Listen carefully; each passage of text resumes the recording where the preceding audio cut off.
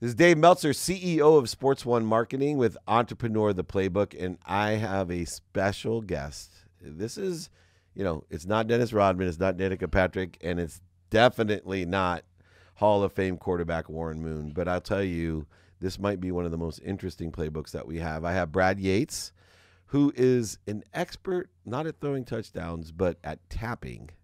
And it seems like an oddity. I'd like to be open to different things because of the effects that they have. Brad, let everyone know a little bit of background, and especially not about you particularly, but more importantly about your expertise in tapping. Yeah, so tapping, also known as EFT or emotional freedom technique, is a process, it's a mind-body process of clearing out stress.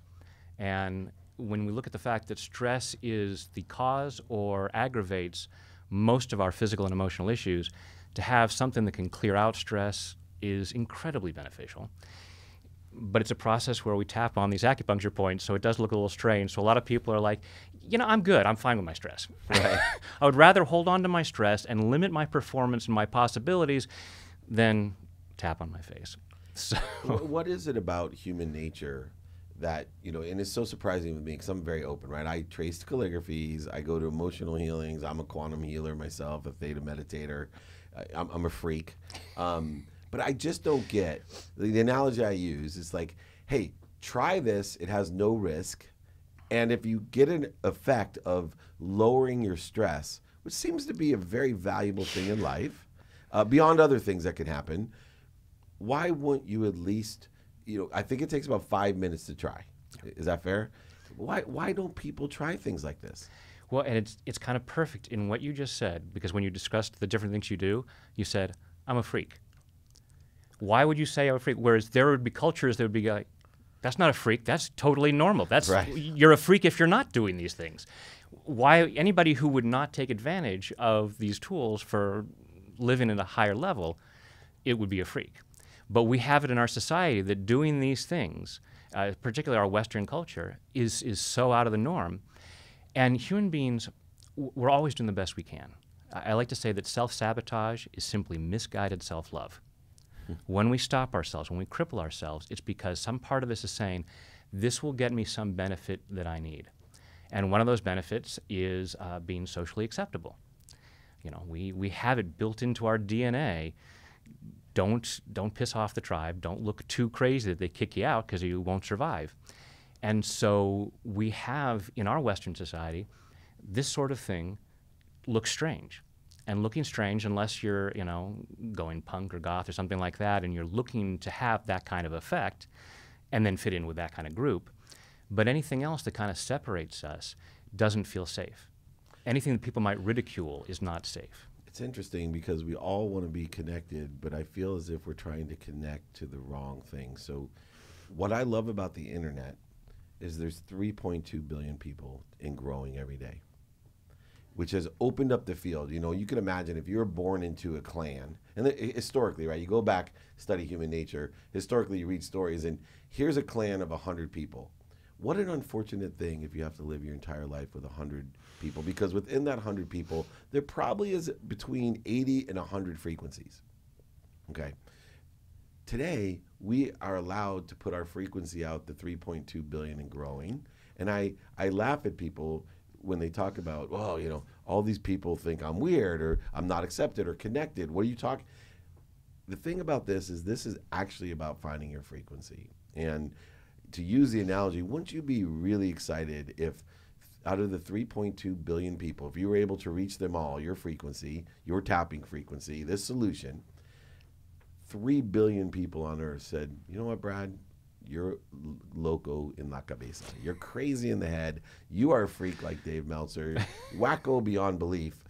But for the first time in your life, there's 0.2 billion people and growing that say, wow, this changed my life. Yeah. You reduced my stress, the cortisol that's released in my system, 25 to 50%. You have opened up channels of success, efficiencies, effectiveness, all these different things.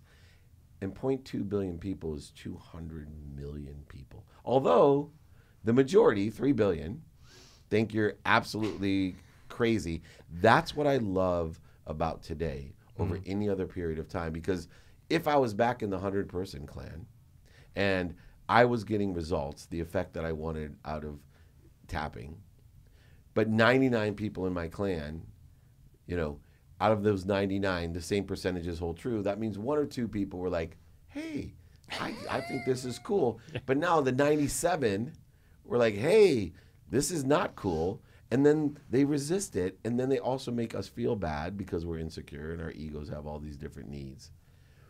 How do you encourage people? You know, I'm trying to encourage people to be open to this. And I'm not encouraging them to continue unless it has the effect that they want. Yeah. I'm not, but number one, for everyone out there, what I love about this is first, assess the risks of trying things. If you're okay with the risk, the assumed risk, and I joked around with Brad earlier, I said, the only risk that I see, and tell me if I'm wrong, is if your fingernails are too long, you might scratch yourself. Can you think of any other risks? Well, I had this one client who was a karate master, and he would go wham, wham, wham, wham. So that could be damaging over time. CTE so is possible if you punch yourself too hard. Exactly. But it's not, right? Yeah, It's as long as simply, you're doing gently, yeah. And let's talk about whether or not you care that there's a placebo effect, because I hate that placebo effect. Who cares? It's the effect. Right. Like, and like I've seen athletes superstitious, you know, I only, you know, use this T-shirt, or, you know, I only drink this soda because, well, shoot, man, if it's working for you. Yeah. What does it matter if you only wear green? And you can't come up to them and say, I have research telling you that soda doesn't actually help, so don't drink it. Right. They're going to have a terrible game. Right, exactly. And so. Oh, I'm glad you pointed that out to me. Thank you for setting me straight on the record. And so, you know, at a higher level for tapping, why does it work in a scientific way, double-blind studies, all of these? Why actually does it work, and how did it come about? Yeah, so the origin of it was a psychologist named Roger Callahan finding that he was working with a woman with a water phobia.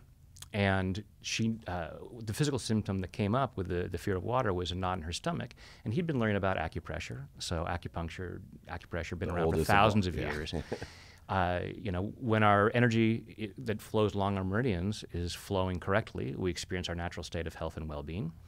And when it gets stuck, we don't feel so good. So you can stick needles in these points to stimulate the healthy flow of energy. And he tried tapping with her on these points, and the fear went away. I thought, oh, that's interesting. So the basis of it originally was that it's affecting these meridian points, clearing out any blockages in the flow of energy. We also find that it expedites the parasympathetic nervous system. So we have the sympathetic nervous system where the amygdala in our brain picks up a threat, puts us into fight or flight, which was all very well and good 100,000 years ago when neighboring tribes had spears or there were saber-toothed tigers and things like that. Nowadays, we have a bad phone call with someone, we have that same stress response. And the tapping stimulates that shift from the sympathetic nervous system where we're just in fight or flight. We can't think clearly. Our prefrontal cortex, where all of our clever, creative thinking, shuts down. Not a good place to be, especially when you're trying to, get through your life and be successful. So with the tapping, we calm that down. We are allowed to think more clearly again, go back to the prefrontal cortex. And so that's the effect that we find with the tapping. So as I look at, number one, do a risk assessment. 2, if you get an effect that you like, you should do it. But where I see all of these different methodologies and processes and ideas fall is where everything fails. And that's with ourselves. I believe in this consistent, everyday, persistent, without quit enjoyment of the pursuit of my potential. And where I find, no matter what the scientific evidence proves, things to work, like I think it's proven in a million different studies that drinking 8 glasses of 8-ounce water is extremely beneficial for you. It has a great effect. The better the water, the better the effect. 80% of our body or more is water. We conduct electricity through water. I can go through it all. Yeah. How many people actually drink 8 cups of 8-ounce water, number one? And 2, why don't we? When you take the basics of what we do. Breathing in through our nose and out through our mouth is proven. very little risk in drinking 8 glasses of really high quality H2O. Yeah. Very little risk in breathing through your nose and out through your mouth. But for some reason, and I'd love for you to explain to me why, beyond the fear of looking weird or in Western society, all this blah, blah, blah. Oh, yeah. Why is it? Because no matter how good your EFT and the tapping is, no matter how good my calligraphies are or the emotional healings, and it won't work if you don't do it. Right. And not every day, because that's not how the mind, body, and soul works. That's not how the cellular structure picks up a memory. The neural pathways are firm and your energy is shifted. I know that in my own being, but why is it that we can't even say thank you every day, let alone do tapping? Yeah. And then we blame tapping because it didn't work because we zeroed it out. Right. I love it when I work with someone with tapping and we tap for 5 minutes and they go, well, that didn't work. Right. And so I'm not going to do it. And if they're trying to lose weight and they're trying to get, and I'll say, well, do sit-ups. Someone doesn't do 3 sit-ups and go, well, I don't have a 6-pack, so obviously sit-ups don't work. Right. It's like, you may have to do some consistency. With EFT, because when it originally was created, the effect was amazing and instantaneous. And we have these 1-minute wonders sometimes where, someone taps 3 minutes and they have the 6-pack kind of thing. But the thing is, we're creatures of habit. So even in your book, you talk about, creating those effective habits. But, we say, oh, we'll just do this. It's like saying, okay, well, now I'm going to turn the car in this direction. But there's already someone in the driver's seat. And that person is not willing to say, oh, yeah, come in and now you can take over the wheel. We look for homeostasis. We try to stay the same. So even though we can say tapping is effective, or even something as benign as water. I'm going to break your, hold on to that thought, because I love this. We love homeostasis, right? We're creatures of the sameness. Yeah. I love the line, there's only one person in the world, only one type of person in the world that likes change. And I always say babies are the only ones that like change.